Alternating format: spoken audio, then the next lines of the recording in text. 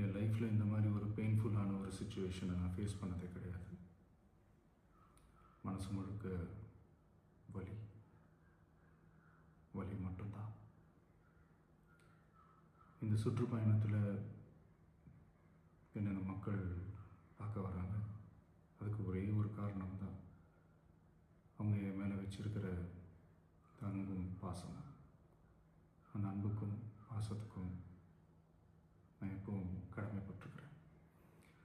அதனால தான் இந்த சுற்றுப்பயணத்தில் மற்ற எல்லா விஷயங்களையும் தாண்டி மக்களுடைய சேஃப்டி, அதில் எந்த காம்ப்ரமைஸும் பண்ணிடக்கூடாதுன்றதுக்காக தான் அது என் மனசில் ரொம்ப ஆழமாக இருக்கும் அந்த எண்ணம். அதனால தான் இந்த அரசியல் காரணங்கள் எல்லாத்தையும் தவிர்த்துட்டு ஒதுக்கி வச்சுட்டு மக்களுடைய சேஃப்டி மட்டும் மைண்டில் வச்சுக்கிட்டு அதுக்கான இடங்களை சூஸ் பண்ணுறது, அதுக்கான இடங்களை பார்த்து பர்மிஷன் கேட்குறது, போலீஸ் டிபார்ட்மெண்ட்டில் அதை ரிக்வெஸ்ட் பண்ணி கேட்போம். ஆனால் நடக்கக்கூடாதது நடந்துருச்சு.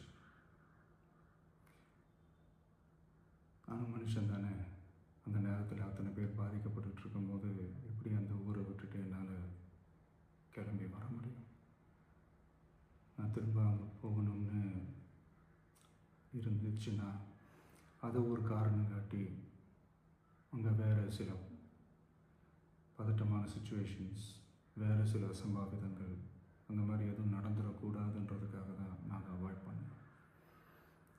இந்த நேரத்தில் சொந்தங்களை இழந்து தவிக்கிற அத்தனை குடும்பங்களுக்கும் என்னுடைய ஆழ்ந்த இரங்கலை தெரிவிச்சுக்கிறேன். எனக்கு தெரியும், என்ன சொன்னாலும் இது ஈடேயாகாதுன்னு எனக்கு தெரியும். ஹாஸ்பிட்டலில் ட்ரீட் பண்ணிகிட்ருக்கிற எல்லாருமே சீக்கிரமாக க்யூர் ஆகி வரணுன்றதை இந்த நேரத்தில் நான் வேண்டிக்கிறேன். கூடிய சீக்கிரமே உங்கள் எல்லாரையும் நான் சந்திக்கிறேன். இந்த நேரத்தில் எங்களுடைய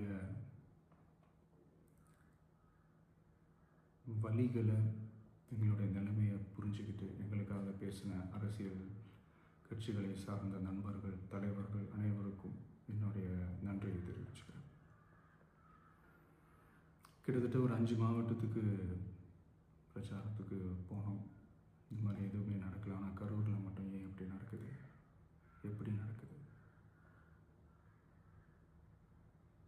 மக்களுக்கு எல்லா உண்மையும் தெரியும். மக்கள் எல்லாத்தையும் பார்த்துக்கிட்டு இருக்கிறாங்க. கரூரை சேர்ந்த அந்த மக்கள் அந்த உண்மையெல்லாம் வெளியில் சொல்லும்போது எனக்கு கடவுளே நேரில் வந்து இறங்கி அந்த உண்மைகள்லாம் சொல்கிற மாதிரி எனக்கு தோணுச்சு. சீக்கிரமே எல்லா உண்மைகளும் வெளியில் வரும்.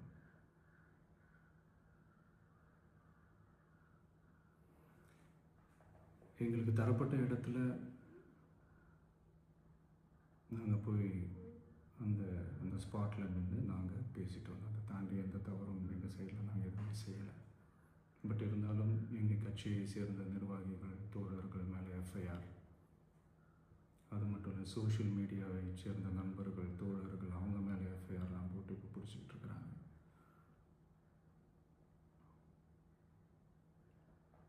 சிஎம் சார், உங்களுக்கு ஏதாவது இந்த பழி வாங்கணும் அப்படின்ற எண்ணம் ஏதாவது இருந்துச்சுன்னா